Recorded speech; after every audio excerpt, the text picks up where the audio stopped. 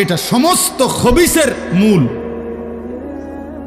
আরো শুনবেন ছেলেরা, বাবা আরো শুনো, হাদিস শোনো, রাসূলের হাদিস শোনো। আল্লাহর নবী বলেছেন ওমান শারিবাল খামরা তারাকাস সালাহ, যে নেশা করে তার সবগুলো নামাজ ছুটে যায়। এক, দুই, পরেরটা বলতে আমার সাহসে কুলায় না। এর পরের অংশটা আমার কাছে বলতেই কষ্ট হয়। উফ, নবীজি সাল্লাল্লাহু আলাইহি সাল্লাম বলেন ওয়া ওয়াকা আলা আম্মাতিহি ওয়া খালাতিহি, যে নেশা করে, এই নেশাখোর অল্প সময়ের ব্যবধানে আপন খালা, মামা, ফুফি, মামি, ফুফি, চাচি, খালাতো বোন, মামাতো বোন, ফুফাতো বোন, চাচাতো বোন, এমন ঘনিষ্ঠ আপন আত্মীয়ার সাথে জিনা এবং ব্যভিচার করতে উদ্যত। এই ব্যভিচারীর হাতে, এই মদখোরের হাতে আপনজন নিরাপদ থাকে না। এই জানোয়ারের হাতে আপনজন নিরাপদ থাকে না। রাসূল বলছেন, অতএব মিথ্যা হইতে পারে না। কে বলছেন এটা? নবী সাল্লাল্লাহু আলাইহি সাল্লাম বলছেন। ভাবতেছেন বিষয়টা কেমন কঠিন, কেমন জটিল, কেমন জটিল। এই পৃথিবীতে 3টা ভাই বোন, 4টা ভাই বোন বড় বেশি স্পর্শকাতর,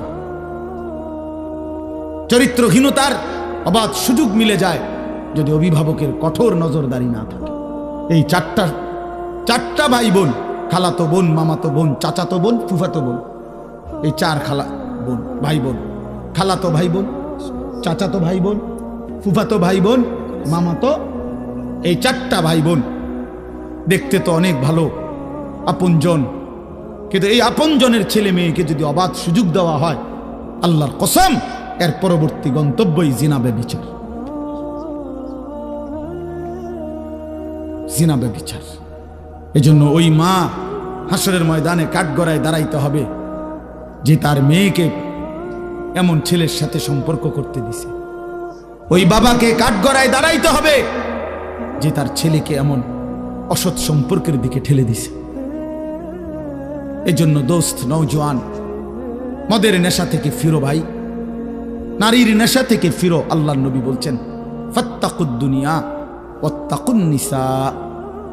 নবীজি বলছেন উম্মত, দুনিয়ার ধোঁকা থেকে বেঁচে থাকো, নারীর ধোঁকা থেকে বেঁচে থাকো।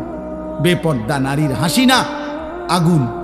বেপর্দা নারীর শরীর, রূপ, যৌবন, এটা যৌবন না, শরীর না, এটা আগুন, এটা আগুন, এটা আগুনের গোলা, এটা আগুনের টুকরা, এটা জাহান্নামের আগুন, এটা জাহান্নামের আগুন।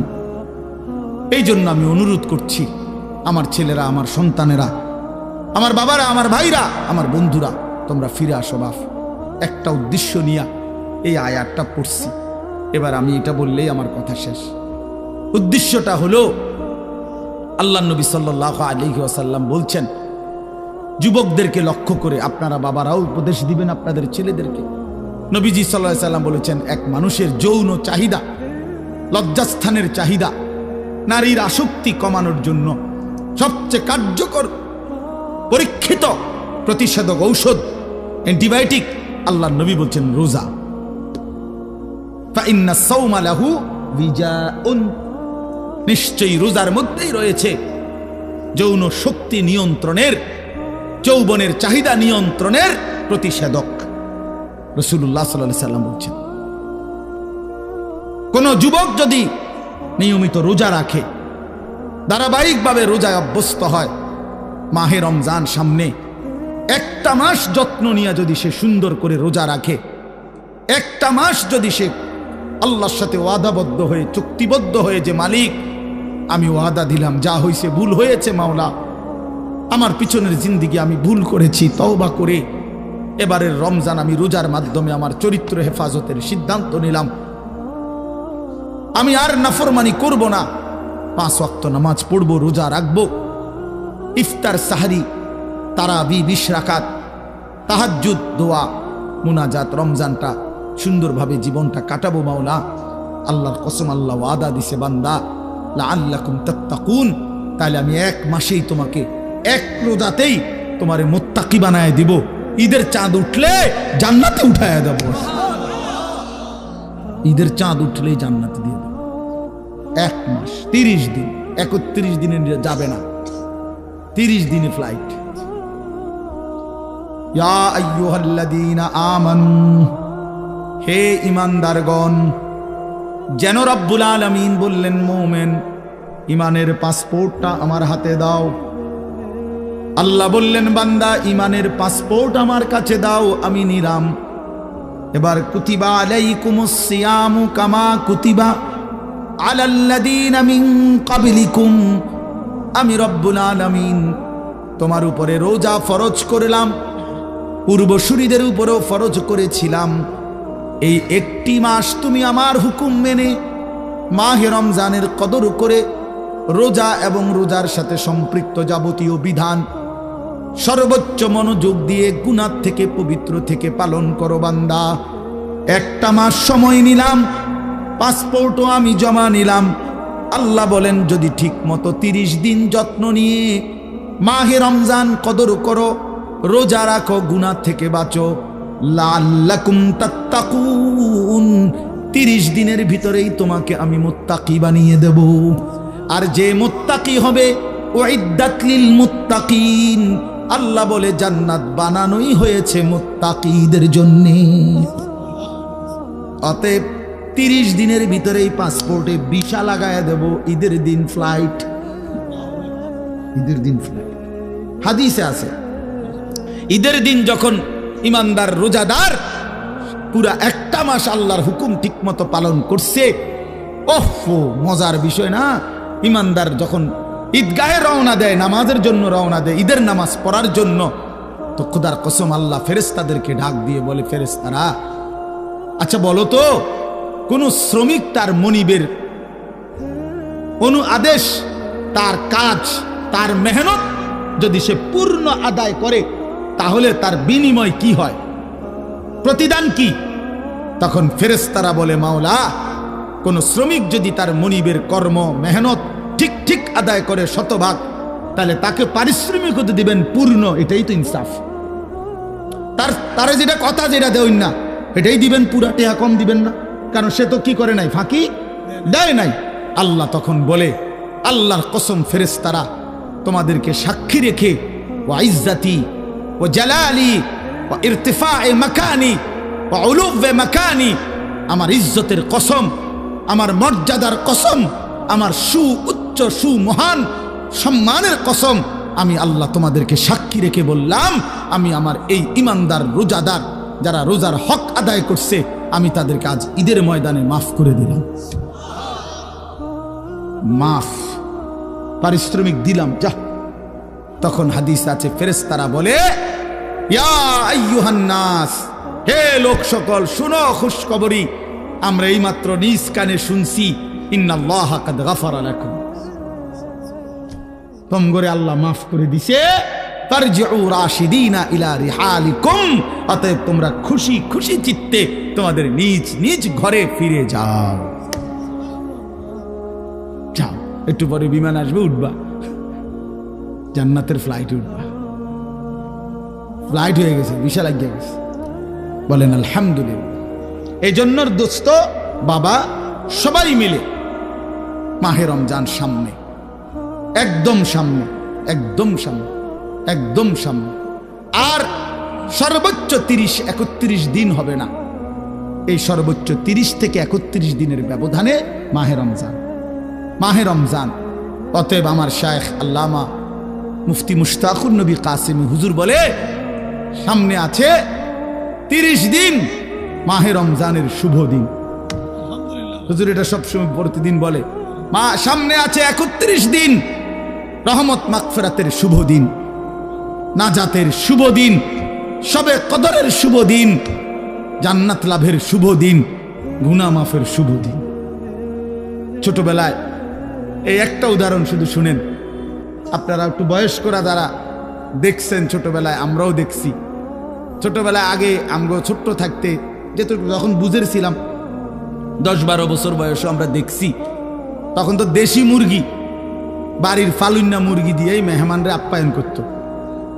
তো সকালবেলা 7টা-8টা বাজে মুরগি ছেড়ে দিছে বাড়িতে, আমার নানার বাড়িতে আমি বহুত দেখছি। এখন মনে করেন 10টা-11টার দিকে নাতিন জামাই আইছে, হ্যাঁ, মেয়ের জামাই আইছে বেড়াইতে, মেহমান আইছে, এখন মুরগি ধরবো কেমনে? মুরগি তো ছেড়ে দিছে 8টা বাজে। তো তখন নিয়ম ছিল, আমার নানার বাড়িতে দেখতাম পুরা বাড়ির 4 ঘর আমার মামারা, তো বাইর হইবার রাস্তা একটা, মানে একটা বাড়ির থেকে একটাই 10 দরজা, টিনের দরজা ছিল। এইটার গোড়ার মধ্যে জাল লাগাইতো, জাল এরকম জাল টানাইতো, আর এই বেড়িতে মিল্লা পুরা বাড়ির থেকে মুরগি সব দিক থেকে এখান দিয়ে বাইর করার চেষ্টা করতো। মুরগি যখন এদিক দিয়ে দৌড় দিত, জালে আটকায় যেত, তখন ধরতো, ওইটা জবাই করতো। আমি অনেক দেখছি, আমরা ধরছি। তো এর রমজানে এমন, রমজানে আল্লাহর নবী বলছেন, আল্লাহ জাহান্নামের সব দরজা বন্ধ করে দেয়, সমস্ত শয়তান শেকলে বন্দি করে দেয়, শুধু জান্নাতের দরজা খোলা থাকে। আল্লাহ বলে, যেন বান্দা জাহান্নামের দরজা বন্ধ, শয়তান শিকলে বন্দি, তোমারে কেউ নষ্ট করতে পারবে না, জাহান্নামেও ফেলতে পারবে না। যেন দিয়ে রাস্তা পাও তুমি হাঁটা শুরু করো, যেখান দিয়েই ঢুকো শুধুই জান্নাত, শুধুই জান্নাত, শুধুই জান্নাত। কারণ দরজা খোলা তো শুধু জান্নাতের। তুমি যেন দিয়ে যাও, কুড়ি দিয়ে আইও, আর চৌমুনি দিয়ে আইও, আশুগঞ্জ দিয়ে আইও, আর ভৈরব দিয়ে আইও, কুমিল্লা দিয়ে আইও, আর চীন দিয়ে আইও, জাপান দিয়ে আইও, আর লন্ডন দিয়ে আইও, শুধু কি দরজা খোলা? শুধু কিসের? জান্নাত। অতএব শুধু জান্নাত, শুধু জান্নাত। এই জন্য দোস্ত, বন্ধু, মেহেরবানি করে এবারের রমজান, আসন্ন এই রমজানে তোমরা যুবক যদি আমার কথা একটু বুঝে থাকো, প্রিয় ভাই, নিজেরে জানোয়ার বানায়ও না, নিজেরে কুকুর বিড়াল বানায়ও না, ইনসান বানাও, মানুষ হও, মুসলমান হও। মায়ের দুধের হক দিতে হবে, মায়ের পেটের হক দিতে হবে, মায়ের 9 মাসের কষ্টের প্রতিদান দিতে হবে। বাপ, এতটা অস্থির হইও না বাপ, মদের আড্ডা, জুয়ার আড্ডা, নারীর আড্ডায় জিন্দেগি শেষ করে দিও না আমার বাপ। চলো রমজানকে সামনে রেখে ওয়াদা করো যে ইনশাআল্লাহ 5 ওয়াক্ত নামাজ পড়বো, ইনশাআল্লাহ নারী, ছবি, মদ, জুয়ার আসক্তি থেকে বাঁচবো, ইনশাআল্লাহ। বলো নওজোয়ান, বলো। আমার একটা অনুরোধ, যাদের বয়স 30-এর নিচে, 30-এর উপরে যাদের বয়স, তারা উঠেন না, বসেন, যেমনে আছেন এমনি বসান। বাকি 30 বছরের নিচে যাদের বয়স, তোমরা দাঁড়ায় বলো, বলো ইনশাআল্লাহ। ওই নওজোয়ান সবার আগে দাঁড়াইছে, বলো ইনশাআল্লাহ, বলো ইনশাআল্লাহ। ওঠো নওজোয়ান, দাঁড়াও নওজোয়ান, হিম্মত করো নওজোয়ান, ইনশাআল্লাহ তোমাদের হাতে কালেমার পতাকা উড়বে, ইনশাআল্লাহ আগামীর ইসলামের পতাকা উড়বে, ইনশাআল্লাহ সারা পৃথিবীতে ইসলামের আলো ছড়াবে, ইনশাআল্লাহ। যুবকের সেজদা দিলে, তোমরা নামাজি হলে, ইনশাআল্লাহ ইসলামী হবে এই মাটির ধর্ম, ইনশাআল্লাহ। বসো বাপ, কাজে খামখেয়ালি করো না, হাসি ঠাট্টা করে উড়াই দিও না। আল্লাহ তাআলা আমাদের যুবকদেরকে, বাবাদেরকে, ভাইদেরকে, আজকের মাহফিলের ইন্তেজামওয়ালাদেরকে মাফ করে দেন, আমিন। সুবহানাল্লাহি ওয়া বিহামদিহি। জি, মেহেরবানি করে বাপ, অনুরোধ আমার, আমি অনেক দূরে যাইতে হবে দোস্ত আমার, আল্লাহর দোহাই, আমারে কষ্ট দিও না।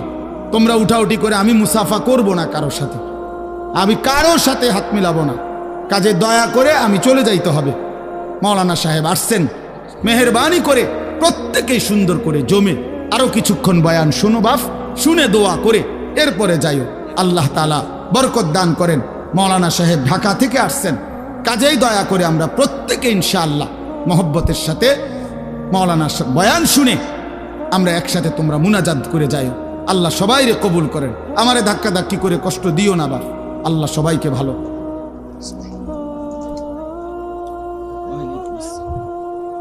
আলহামদুলিল্লাহ, সবাই বসেন, সবাই বসেন, কেউ উঠবেন না, আমাদের আরো আয়োজন আছে ইনশাআল্লাহ। প্রিয় ভাই, নওজোয়ান, বয়স্ক বাবা, বিশেষ করে নওজোয়ান, তোমরা ভাইয়া এই হাতে যেদের মোবাইল, এগুলা নামায় ফেলো ভাই। আমার অনুরোধ, হাতে মোবাইল ধরে কেউ রেকর্ড করো না, ছবি উঠায়ও না, ভিডিও করো। আমি নিষেধ করলাম স্পষ্টভাবে। দয়া করে যদি আমার কথাটা মানতে পছন্দ না হয়, তুমি চলে গেলে ভালো। দয়া করে তুমি প্যান্ডেলের বাইরে চলে গেলে আমার কোনো আপত্তি নেই, কিন্তু আমি চোখে পড়লে আবার ধমক দেব, তাইলে ভাই লজ্জা পাইবা। এজন্য আমি স্পষ্ট নিষেধ করলাম।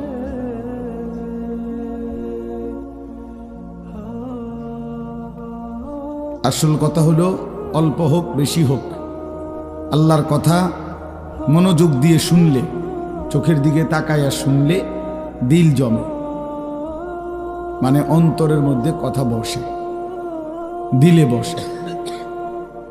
তো দিলেই যদি না বসে, হৃদয়ের মধ্যে যদি কোনো অনুভূতি না হয়, তো আর কি বললাম আর আমরা কি শুনলাম? বিবেক যদি না নড়ে, অনুভূতি যদি না জাগে, সামান্য হলেও যদি চেতনা না আসে, তো কারে বলা হলো? কি জন্য বলা হলো? যে যেমন এমনই, প্রতিদিন, প্রতি বছর, প্রতি মাস, যে যেমন আছি সে এমনই আছি, কোনো নড়াচড়া নাই, কোনো পরিবর্তন নাই। তাহলে ভাই ইনসাফের কথা বলেন যে এই ওয়াজগুলো কার জন্য? শুক্রবারের জুমার বয়ান তাইলে কার জন্য করা হয়? প্রতিনিয়ত আল্লাহর কোরআনের কথাগুলো তাইলে কার জন্য?